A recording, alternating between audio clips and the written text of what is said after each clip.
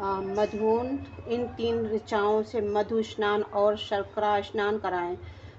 इस दुग्ध आदि 5 वस्तुओं को पंचामृत कहते हैं अथवा पाद समर्पण के लिए कहे गए नमस्तुते नीलग्रीवाय इत्यादि मंत्र द्वारा पंचामृत से स्नान कराएं। तदनंतर माँ नमस्तुते के 6 बार इस मंत्र से प्रेम पूर्वक भगवान शिव को कटिबंध करधनी अर्पित करें। नमो धृष्टवे इससे 7 बार करें। इस मंत्र का उच्चारण करके आराध्य देवता को उत्तीर्ण धारण कराएं। या ते हेति ये 8 बार करें। इत्यादि 4 ऋचाओं को पढ़कर वेदाक्त भक्त प्रेम से विधि पूर्वक भगवान शिव के लिए वस्त्र समर्पित करें। इसके बाद नमः संभ्यया 9 बार करें। इत्यादि मंत्र को पढ़कर शुद्ध बुद्धि वाला भक्ति पुरुष भगवान को प्रेम पूर्वक गंध सुगंध रोली चंदन रोली अर्पित करें। नमस्तभ्यम 10 बार करें। इस मंत्र से अक्षत अर्पित करें। नमः पार्य ये 11 बार करें। इस मंत्र से फूल चढ़ाएं। नमः पाणे ये 1 बार करें। इस मंत्र से बेल पत्र समर्पित करें। नमः कदीने चह ये 2 बार करें। इत्यादि मंत्र से विधि पूर्वक धूप दें। नमः आश्विः इस ऋचा से सुक्त विधि के अनुसार दीप निवेद करें। तत्पश्चात हाथ धोकर नमो ज्येष्ठाय ये 4 बार करें। इस मंत्र से उत्तम नैवेद्य अर्पित करें। फिर पूर्वोक्त त्र्यंबकम मंत्र से आचमन कराएं। इमः रुद्राय इस ऋचा से फल समर्पण करें। फिर नमः इस मंत्र से भगवान शिव को अपना सब कुछ अर्पित कर दें। तदनंतर माँ नो हंतम तथा माँ नमस्तुते के इस पूर्वोक्त तो मंत्रों द्वारा केवल अक्षतों से ग्राह्य रुद्रों का पूजन करें। फिर ऋणाश्य गर्भ 7 बार इत्यादि मंत्र से जो 3 ऋचाओं के रूप में पठित हैं दक्षिणा चढ़ाएं। देवस्य त्वः 8 बार करें। इस मंत्र से विद्वान पुरुष आराध्य देवता का अभिषेक करें। दीप के लिए बताए हुए नमः आश्वे इत्यादि मंत्र से भगवान शिव की निरांजना आरती करें। तत्पश्चात इमः रुद्राज इत्यादि 3 ऋचाओं से भक्त पूर्वक रुद्रदेव को पुष्पांजलि अर्पित करें। माँ नमो महंतम इस मंत्र से विग्र उपासक पूजनीय देवताओं की परिक्रमा करें। फिर उत्तम बुद्धि वाला उपासक महानमस्तुते इस मंत्र से भगवान को साष्टांग प्रणाम करें।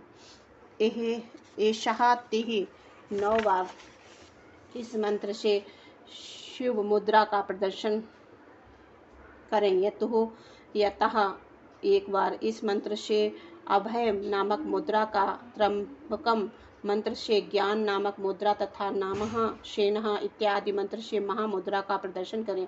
नमः गोभ्या इस ऋचा द्वारा धेनु मुद्रा दिखाएं। इस तरह 5 मुद्राओं का प्रदर्शन करके शिव संबंधी मंत्रों का जप करें अथवा वेदज्ञ पुरुष शतऋतिका 4 बार मंत्र की आविष्टि करें। तत्पश्चात वेदज्ञ पुरुष पंचांग पाठ करें। तत्पश्चात देवः गान्तुः 4 बार इत्यादि मंत्र से भगवान शंकर का विसर्जन करें। इस प्रकार शिव को पूजा की वैदिक विधि का विस्तार से प्रतिपादन किया गया है। महर्षियों, आप संक्षेप में ही पार्थिव पूजन की वैदिक विधि का वर्णन सुनो। सधो जाता है 6 बार इस ऋचा से पार्थिव लिंग बनाने के लिए मिट्टी ले आएं। वाम देवता 7 बार इत्यादि मंत्र पढ़कर उसमें जल डालें। जब मिट्टी सन कर तैयार हो जाए तब अघोर 8 बार मंत्र में लिंग निर्माण करें। फिर तत्पुरुषाय 9 बार इस मंत्र से विधि पूर्वक उसमें भगवान शिव का आह्वान करें। तदनंतर ईशान 10 बार मंत्र से भगवान शिव को वेदी पर स्थापित करें। इसे सिवाय अन्य सब विद्वानों द्वारा भी शुद्ध बुद्धि वाला उपासक संक्षेप में ही संपन्न करें। इसके बाद विद्वान पुरुष पंचाक्षर मंत्र से अथवा गुरु के दिए हुए किसी भी शिव संबंधी मंत्र से 16 उपचारों द्वारा विधिवत पूजन करें अथवा भगवान भावनाश्य महादेव धीमहि धिये उग्राय उग्रनायक श्रवाण्यशाली मौलिनी ले। इस महा मंत्र द्वारा विद्वान उपासक भगवान शंकर की पूजा करें। वह भ्रम छोड़कर उत्तम भाव भक्ति से शिव की आराधना करें, क्योंकि भगवान शिव भक्ति से ही मनोवांछित फल देते हैं। ब्राह्मणों, यहाँ जो वैदिक विधि से पूजन का क्रम बताया गया है उसका पूर्ण रूप से आदर करता हुआ मैं पूजा की एक दूसरी विधि भी बता रहा हूँ, जो उत्तम होने के साथ ही सर्वसाधारण के लिए उपयोगी है। मुनिवरों, पार्थिव लिंग की पूजा भगवान शिव में नमो में बताई गई है। वह पूजा संपूर्ण अभिष्टों को देने वाली है। मैं उसे बताता हूँ, सुनो। हर महाश्वर, शंभु, शूलपाणि, पिनाक, घृतक, शिव, पशुपति और महादेव, ये क्रमशः शिव के 8 नाम कहे गए हैं। इसमें प्रथम नाम के द्वारा अर्थात ओम हराय नमः का उच्चारण करके पार्थिव लिंग बनाने के लिए मिट्टी लाएं। दूसरे नाम अर्थात ओम महेश्वराय नमः का उच्चारण करके लिंग निर्माण करें। फिर ओम शंभाय नमः बोलकर उस पार्थिव लिंग की प्रतिष्ठा करें। तत्पश्चात ओम शूलपाणाय नमः कहकर उस पार्थिव लिंग में भगवान शिव का आवाहन करें। ओम पिनाकाय घृताय नमः कहकर उस शिवलिंग को नहलाएं। ओम शिवाय नमः बोलकर उसकी पूजा करें। फिर ओम पशुपताय नमः कहकर क्षमा प्रार्थना करें। ओम अंत में ओम महादेवाय नमः कहकर आराध्य देव का विसर्जन करें। हे देव, प्रत्येक नाम से आदि में ओमकार और अंत में चतुर्थी विभक्ति के साथ नमः पद लगाकर उसे आनंद और भक्तिभाव से पूजन संबंधी सारे कार्य करने चाहिए। शरणाक्षर मंत्र से अन्यास और करकन्यास की विधि भली भांति संपन्न करके फिर नीचे लिखे अनुसार ध्यान करें। जो कैलाश पर्वत एक सुंदर सिंहासन के मध्य भाग में विराजमान है, इसके विभाग वाम भाग में भगवती उमा उनके सट कर बैठी हुई हैं।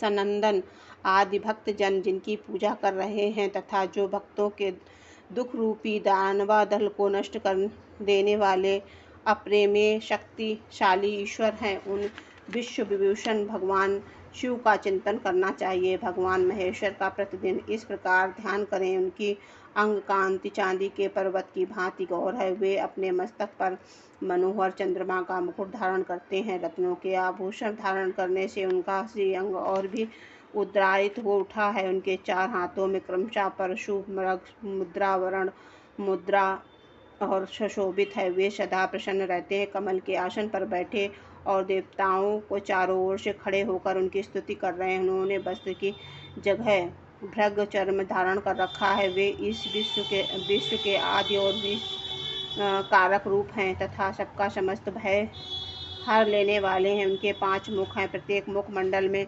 3-3 नेत्र हैं।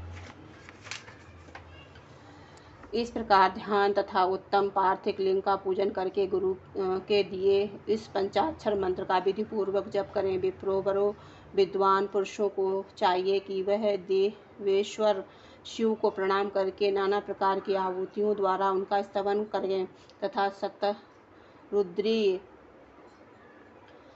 16वें अध्याय में पाठ करें। इस तत्पश्चात अंजलि में अक्षत और फूल लेकर उत्तम भक्तिभाव से निर्गांति मंत्रों को पढ़ते हुए प्रेम और प्रसन्नता के साथ भगवान शंकर से इस प्रकार प्रार्थना करें कि सबको सुख देने वाले कृपा निधि भूत नाथ शिव, मैं आपका हूँ। आपके गुणों में ही मेरे प्राण बसते हैं अथवा आपके गुण ही मेरे प्राण हैं। मेरे जीवन सर्वस्व है। मेरा चिंतन सदा आपके ही चिंतन में लगा हुआ है। यह सब जानकर मुझ पर प्रसन्न हो जाइए। कृपा कीजिए शंकर, मैंने जानकर मैं अथवा जानबूझकर यदि किसी का जप और पूजन आदि किया हो तो आपको कृपा से सब सफल हो जाए। गौरीनाथ, मैं आधुनिक युग का महान पापी हूँ, पतित हूँ और आप सदा ही परम महान प्रतिभावान हैं। इस बात का विचार करके आप कैसे जैसा चाहें वैसा करें। महादेव, सदाशिव, वेदों, पुराणों, नाना प्रकार के शास्त्रीय सिद्धांतों और विभिन्न महर्षियों ने भी अब तक आपको पूर्ण स्वरूप से नहीं जाना है, फिर मैं कैसे जान सकता हूँ महेश्वर। मैं जैसा हूँ वैसे ही उसी रूप में संपूर्ण भाव से आपका हूँ, आपके आश्रित हूँ, इसीलिए आपसे रक्षा पाने के युग हूँ। परमेश्वर, आप मुझ पर प्रसन्न हो जाइए। मुने इस प्रकार क्षमा प्रार्थना करके हाथ में लिए हुए अक्षत और पुष्पों को भगवान शिव के ऊपर चढ़ाकर शुभदेव को भक्तिभाव से विधि पूर्वक साष्टांग प्रणाम करें। तदनंतर शुद्धि बुद्धि वाले उपासक शास्त्रोक्त विधि से इष्ट देव को परिक्रमा करें। फिर श्रद्धा पूर्वक स्तुतियों द्वारा परमेश्वर देवेश्वर शिव की स्तुति करें। इसके बाद गला बजाकर गले से अव्यक्त शब्द का उच्चारण करें। पवित्र तथा विनीत चित्त वाला साधक भगवान को प्रणाम करें, फिर आदर पूर्वक विक्षिप्त करें और उसके बाद विसर्जित। मुनिवरों, इस प्रकार विधि पूर्वक पार्थिव पूजा बताई गई। वह भोग और मोक्ष देने वाली तथा भगवान शिव के प्रति भक्ति भाव को बढ़ाने वाली है। संगत जी, ये आज विघ्नेश्वर संहिता का ये अध्याय पार्थिव लिंग की कैसे पूजा विधान, ये सारा वृत्तांत आज सुनाया गया। आगे का अध्याय संगत जी कल होगा। और आज हनुमान जयंती है, तो संगत जी बहुत बहुत बधाई। हनुमान जी को जन्मदिन की बहुत बहुत बधाई, क्योंकि हमारे जो पुराणों में सुना ही है, मैंने पढ़ा नहीं है खैर अभी, कि शिव जी का रूप ही रुद्र रूप हनुमान जी हैं। तो कोटि कोटि प्रणाम उनको। जन्मोत्सव की बहुत सारी शुभकामनाएं। वो तो हमें बहुत सारी ब्लेसिंग देते हैं, पर कहते ना, ईश्वर को भी हमारे श्रद्धा भाव की ज़रूरत होती है। उनका प्रेम सानिध्य सब पर बना रहे और सब पर आशीर्वाद रहे। जय गुरु जी, शुक्राना गुरु जी। कृपा आपकी अनंत कोट कृपा मेरे पूरे परिवार पर रहे और अपने छत्र छाया में अपने इस पूरे परिवार को रखो। गुरु पिता, जाने अनजाने में बहुत सारी गलतियां होती हैं, कुछ ना कुछ बातें ऐसी हो जाती हैं जो कहीं ना कहीं मन में नहीं होनी चाहिए, और उन सबको गुरुपा आप ही देखो। सब कुछ आप पर समर्पित है। और शुक्राना गुरु पिता, शुक्राना अनंत कोट शुक्राना। आप हर पल दर्शन देते हैं, बहुत बहुत समझाते हैं। कई बार कृपा आपकी बेटी से जाने अनजाने में गलतियां जो भी हों उनको माफ़ करना गुरु पिता। शुक्राना शुक्राना अनंत कोट शुक्राना, हर एक सांस शुक्राना। जय गुरु जी, शुक्राना गुरु जी। और गुरुपा, आज जो कृपा दृष्टि आपने की वो कहते बताना नहीं चाहिए, पर संगत जी मुझसे कुछ गलती भी हुई होगी, क्योंकि हम कई बार ऐसा होता है कि कुछ भी बोलते हैं तो कई बार उन चीज़ों का मतलब, भले ही हम सोच रहे हो कि हमने ऐसा क्या गलत बोल दिया, पर कहीं ना कहीं कुछ तो गलत तो होता है। शुक्राना है पर गुरु पिता, आप उन सब चीज़ों से बाहर निकालते हैं। अनंत कोट शुक्राना, प्रणाम। जय गुरु जी, शुक्राना गुरु जी, जय गुरु जी।